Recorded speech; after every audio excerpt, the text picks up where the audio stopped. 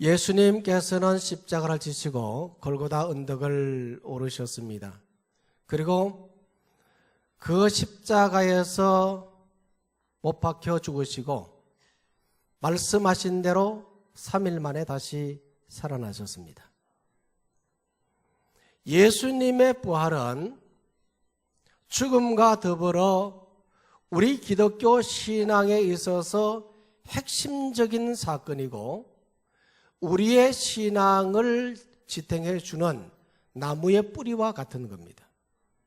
왜냐하면 예수님께서 십자가에 못 박혀 죽으심으로 말미암아서 우리의 모든 죄가 용서함을 받았고 예수님께서 다시 살아나심으로 말미암아 우리가 의롭게 되었기 때문입니다.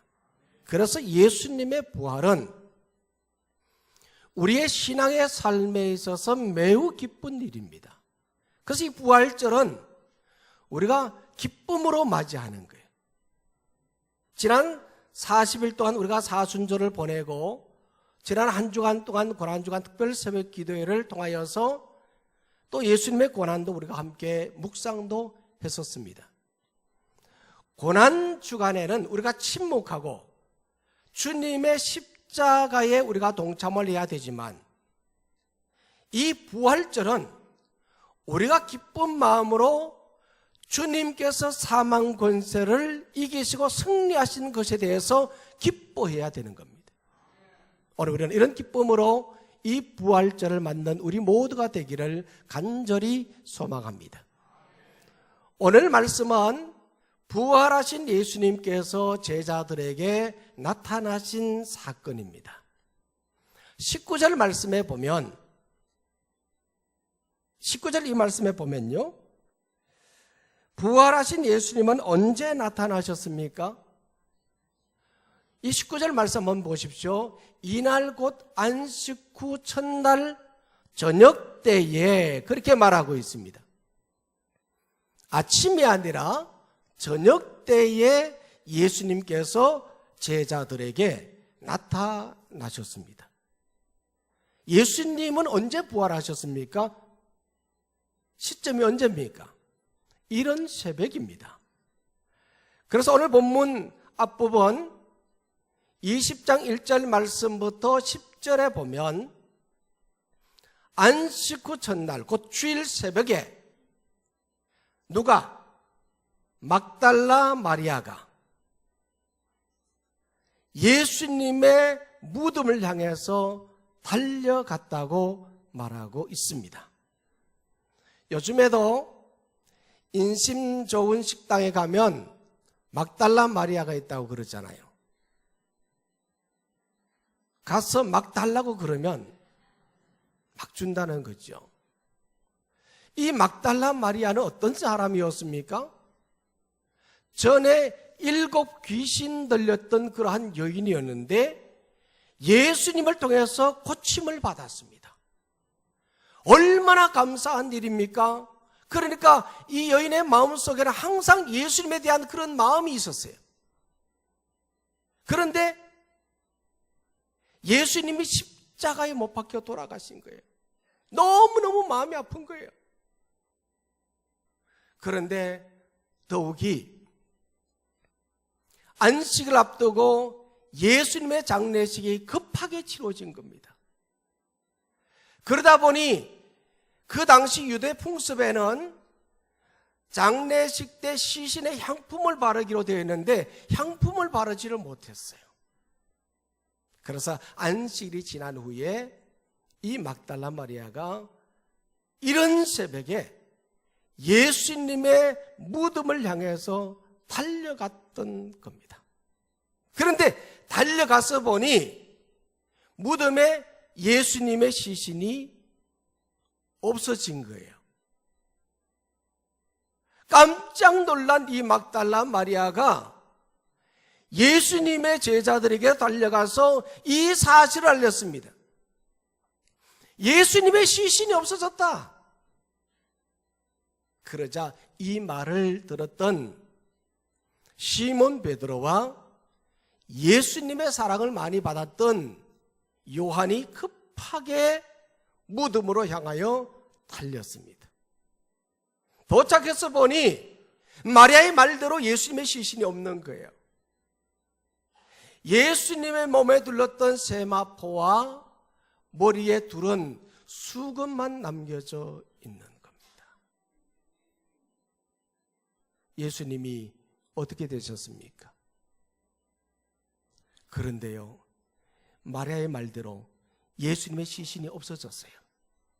그런데도 불구하고 10절 말씀에 보면요, 이 두 제자는 각기 자기 집으로 돌아갔더라, 그렇게 기록을 하고 있습니다. 왜 이들이 그냥 갔을까요? 참 이해할 수 없는 일이지 않습니까? 적어도 베드로라고 하면 예수님의 시신이 없어졌으면 시신을 찾기 위해서 당장이라도 찾아놨어야 되지 않겠습니까? 아니면 다른 제자에게 이 사실을 알리든지 방법을 취했어야 되는데, 누구보다도 예수님을 열심히 따랐고 충성하는 그러한 수제자였던 베드로, 누구보다도 예수님으로부터 많은 사랑을 받았다고 자청하는 요한, 그냥 가버렸던 거예요. 이것은 뭘 말하는 겁니까? 물론 그 마음속에는 예수님의 부활에 대한, 예수님이 살아계셨을 때 말씀하셨던 그 말씀을 언뜻 기억하며 부활을 기대할 수도 있었습니다마는, 또한 이 사실을 두고 많은 생각에 골몰하며 돌아갔을 수도 있었습니다마는, 그러나 어쨌든 그는 돌아가 버렸습니다. 이것은 예수님에 대한 불신앙이고 부활에 대한 불신앙이고 무책임한 그러한 행동의 모습이었습니다. 오늘 우리는 어떻습니까? 우리는 얼마나 책임지는 신앙인의 모습으로 삶을 살아가고 있습니까? 예수님의 제자입니까? 그러면 얼마나 제자다운 그런 모습으로 삶을 살고 있습니까? 직분자입니까? 그러면 얼마나 우리는 직분자다운 그런 삶을 살고 있습니까? 우리가 성도입니까? 그럼 우리는 얼마나 성도다운 그런 삶을 살고 있습니까? 우리 자신을 한번 돌아보아야 하는 겁니다. 예수님의 시신이 없어졌는데도 불구하고 우리는 그냥 가버리는 자는 아닙니까? 그런데 11절 말씀에 보니 마리아는 그렇지 않았습니다. 예수님이 없어진 그 상황 속에서 그는 주저앉아서 눈물을 흘리며 울고 있었던 것입니다.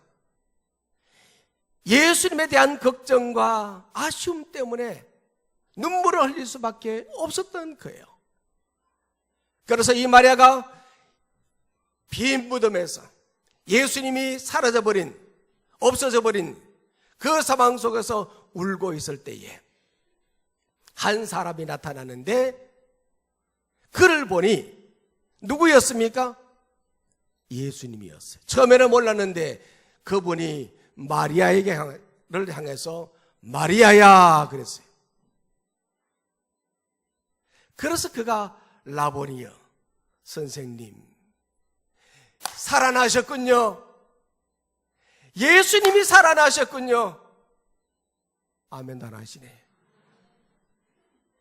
예수님이 살아나셨어요. 얼마나 감사한 일입니까? 입장 바꿔놓고 생각해 보십시오. 감사한 일이 아니겠어요? 그렇게 예수님에 대한 은혜도 있고 예수님에 대한 사랑이 많은데 예수님이 그냥 돌아가셨어. 장사했는데도 해드린 것도 없어, 향품도 바르지도 못해서 그런데 시신마저 없어졌는데 예수님이 살아나신 거예요.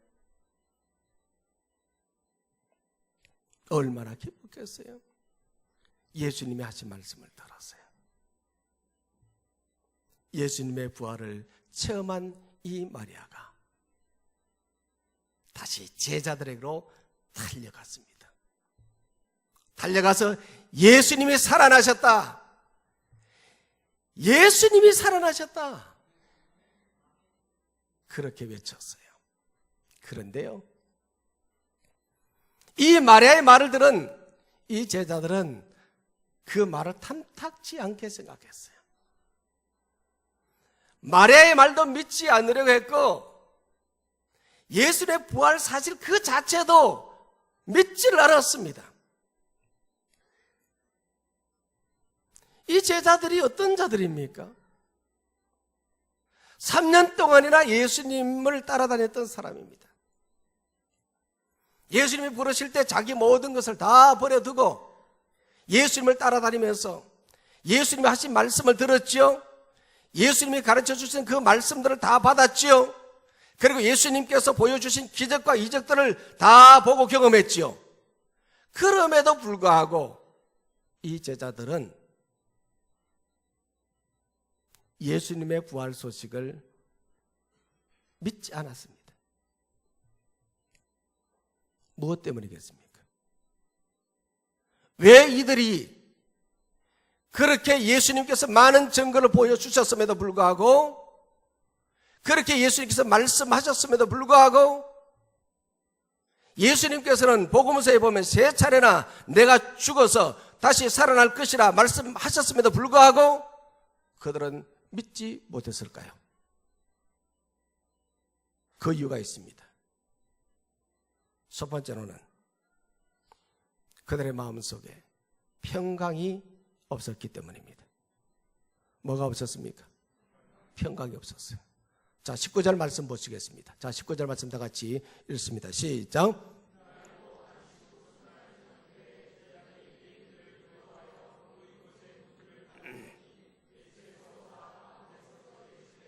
너희에게 평강이 있을지어다. 아멘. 부활하신 예수님께서 제자들에게 나타나셨어요. 그때 이 제자들은 무엇하고 있었습니까? 유대인들이 두려워서 문들을 닫고 있었어요. 유대인들이 잡으러 오면 어떡하나 하는 두려움 때문에. 이때가 언제입니까? 안식구 첫날 언제라고요? 저녁 때. 예수님은 언제 부활하셨어요? 새벽에. 누가 새벽에 만났어요? 마리아가 만났어요. 마리아가 언제 이야기했어요? 아침에 이야기했어요.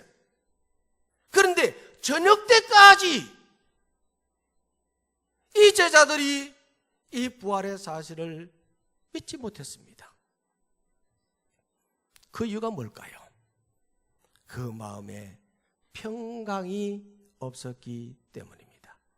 이 평강은 헬라어로 에이레네 그렇게 말합니다.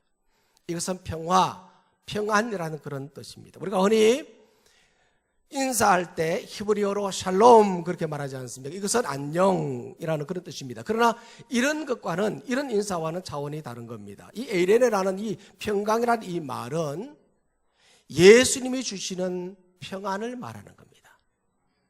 예수님이 내 마음속에 있으면, 내 마음속에 예수님에 대한 믿음이 있으면 평안합니다. 이게 신앙이에요. 요즘에는 수도 시설이 잘 돼 있어서 꼭지만 털면 다 물이 나오지만 과거에는 물을 길러 다 먹었습니다. 물동에 이고 또 물찌개에 지고 그렇게 물을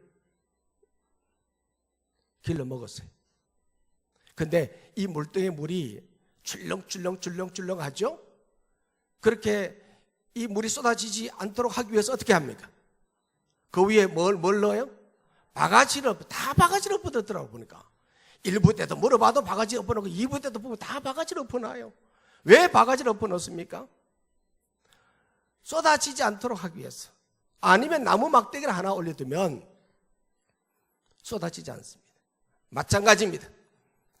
우리의 마음 속에 불안하고 염려가 되고 우리의 마음이 흔들릴 때 우리 마음 속에 예수님이 자리하시면, 예수님이 내 마음 속에 들어오시면 평안해지는 겁니다.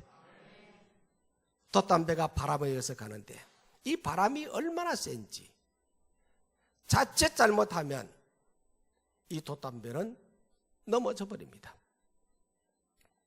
그래서 이 돛담배는 중심을 잘 잡아야 되는 거예요. 우리 인생의 삶도 마찬가지입니다.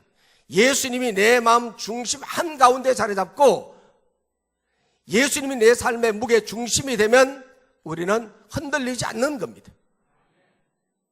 예수님이 내 마음속에 계실 때 우리의 삶은 평안해지는 거예요. 지난주가 특별 새벽 기도를 하면서 우리는 믿음을 굳게 세우라는 주제로 사도행전의 말씀을 통해서 말씀을 들었습니다. 바울과 신라를 통해서 2차 전도 여행이 지나는 가운데 성령의 인도하심에 따라서 바울이 유럽 땅으로 건너가는데 그 첫 성이 빌립보 성이었습니다. 그곳에서 복음을 전하는데 점치는 한 귀신 들린 여종이 따라오면서 자꾸 괴롭히는 거예요. 그래서 바울이 견디다 못해서 선포했습니다. 예수 그리스도의 이름으로 명하노니 귀신아 그 여자에게서 나오라. 그랬을 때 그가 고침받았습니다. 잘한 일입니까? 못한 일입니까? 잘한 일이죠. 그런데 일을 잘했는데 결국 그 일로 말미암아서 그가 감옥에 갇히고 말았습니다. 누구 때문에? 그 점치는 여종의 주인 때문에. 그 여종을 고쳤으니 이 주인이 돈벌이를 하지 못하지 않습니까? 그러니까 얼마나 화가 나겠어요. 그래서 이 바울의 멱살을 잡고 그냥 공회로 끌고 가서 고발해서 감옥에 집어넣었던 겁니다. 바울과 실라는 좋은 일하고 잘한 일을 하고 억울하게 감옥에 갇혔습니다. 그때에 그 밤에 이 바울과 실라는 무엇했습니까? 감옥에서 믿음으로 행했습니다. 따라해볼까요? 믿음으로 행했다. 억울한 일을 당했는데도 그런 상황 속에서도 이 바울은, 이 신라는 믿음으로 행했던 거예요. 믿음으로 기도하고 믿음으로 찬송했습니다.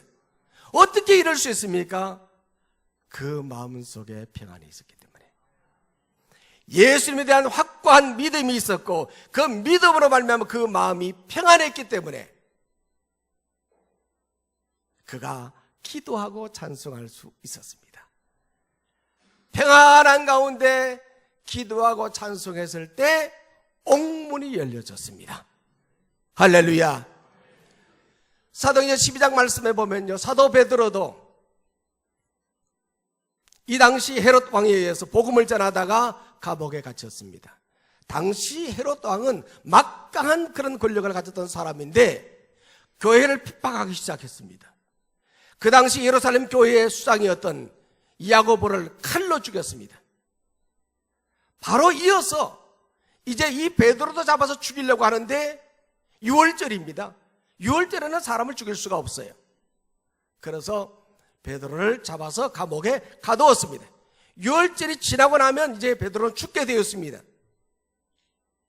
군인들을 통하여서 바울을 찢기하고 꽁꽁 수갑에 채워서 붙잡고 두 사람이 양쪽에 붙잡고 있는데 감옥에서 그렇게 붙들고 있는데 그 밤에 이 베드로는 무엇을 했습니까?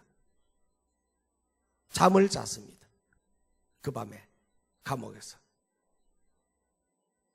이게 믿음입니다.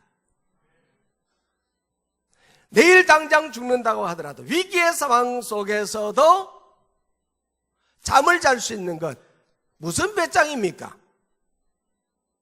하나님을 믿으니 이런 배짱이 생기는 거죠. 그 당시 사실 예루살렘 교회는 이 사도 베드로를 위해서 철학 기도를 하고 있었어요. 교회가 기도하고 있었고 이 베드로는 하나님에 대한 확고한 믿음을 가지고 그 마음에 평안을 찾았어요. 그 결과가 밤에 바울이 베드로가 잠자고 있는데 주의 사자가 나타나서 깨우는데 깨워서 일어나라 보니까 묶였던 것이 다 풀려지고 감옥 문이 척척 열리는 거예요. 할렐루야. 마음속에 평안이 있으면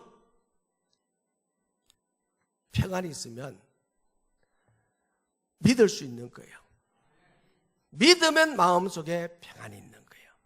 그래서 부활하신 예수님께서 평안이 없어서 두려워하고 떨고 있고 문을 잠그고 있는 그 제자들을 향하여서 평안이 너희에게 있을지어다. 이 말은 너희에게 믿음이 있기를 원한다. 너희가 믿음을 가지라는 말이에요. 오늘도 믿음으로 말미암아 마음의 평안을 누리기를 원합니다. 또 오늘 말씀을 바라보면요, 이들이 믿지 못했던 이유가 뭐냐? 그 두 번째로는 무엇이 없었어요? 성령이 없었어요. 성령이 없었어요. 자, 읽었던 말씀 21절 22절 말씀 다 같이 읽습니다. 시작.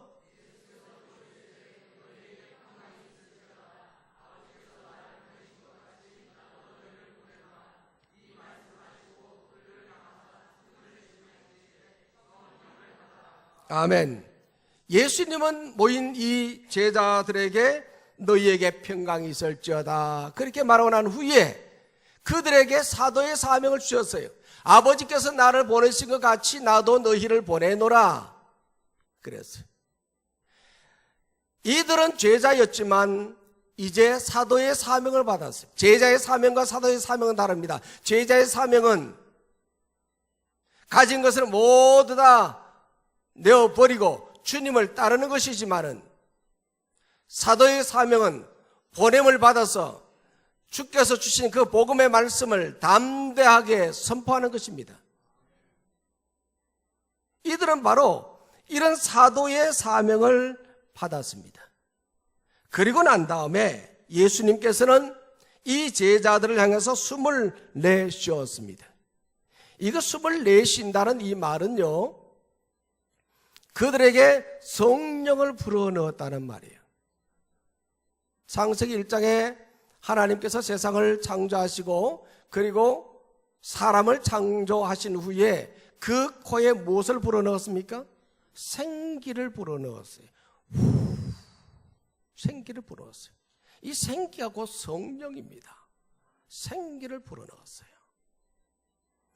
예수님께서 제자들을 향해서 숨을 내쉬며 그들에게 성령을 불어넣으면서 성령을 받으라 그랬습니다.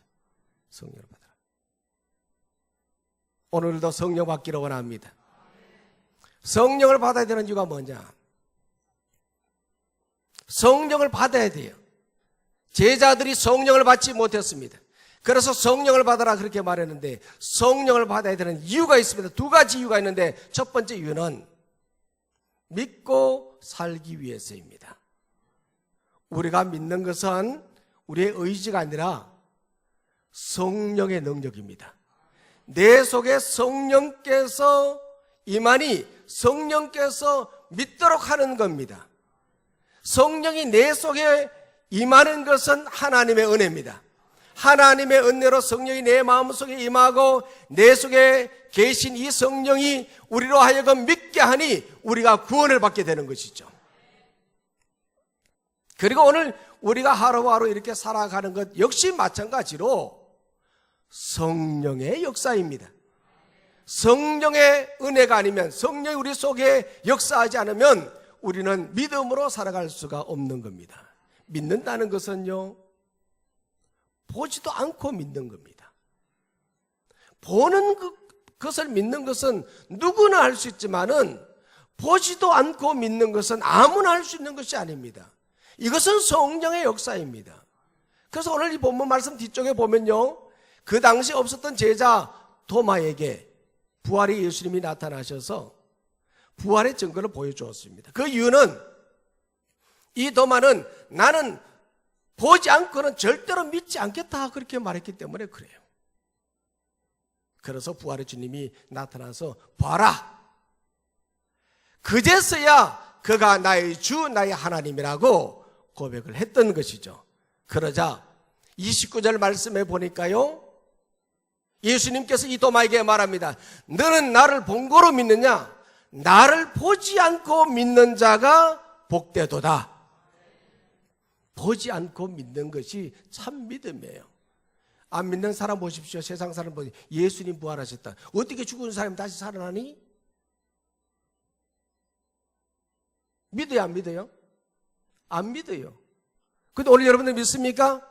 예수님의 부활을 믿습니까? 네, 아멘 하신 분들만 믿는 줄 알고 있습니다. 안 믿어지는 이유가 뭡니까? 성령이 없기 때문에. 내 마음속에 성령이 없으면 믿어지지를 않는 거예요. 그래서 오늘 우리가 믿고 사는 것은 모두가 다 성령의 역사입니다. 그래서 예수님께서 제자들에게 성령을 받으라 그런 거예요. 성령을 받아야지 나의 부활을 믿고 너희들이 믿음으로 산다는 말이에요. 또 하나의 이유가 있습니다. 성령을 받아야 되는 이유는 사명을 감당하기 위해서입니다.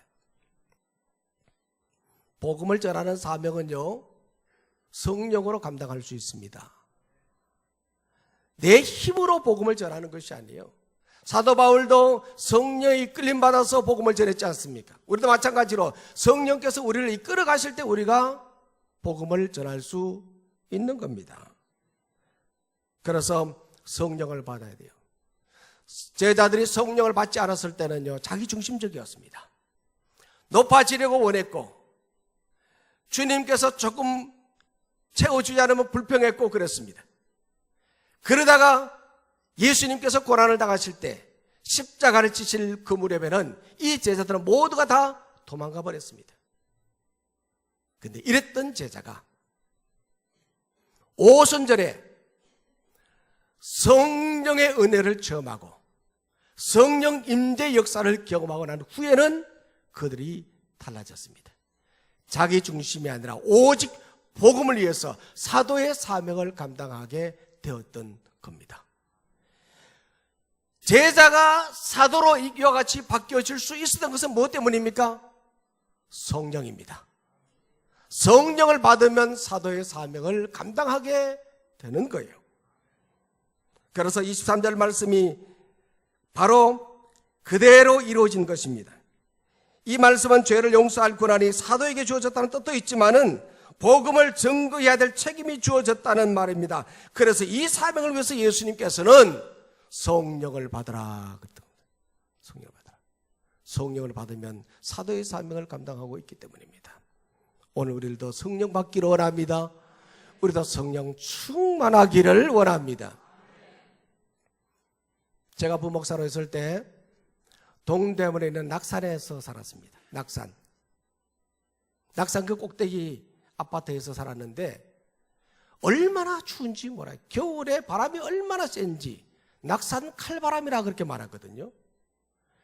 그런데 눈이 오면 아래쪽에는 다 녹아도 위쪽에는 녹지를 않아요. 그만큼 추운 곳입니다.